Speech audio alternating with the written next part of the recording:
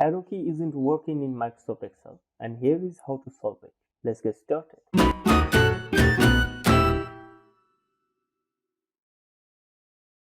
Suppose you select a cell. Let's say it's D4. If I press the right arrow to go to the next cell, which is E4, it's not working. Even the up or down arrow isn't working. Instead, it's scrolling. So this is a big problem and I'm going to solve it. Now the main reason for this is the scroll lock button.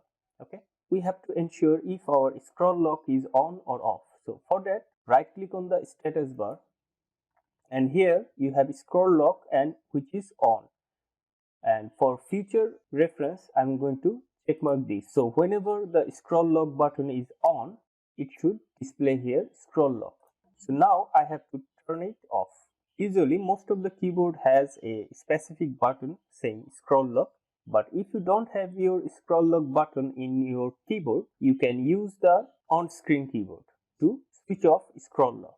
For that, go to Start and then search on-screen keyboard.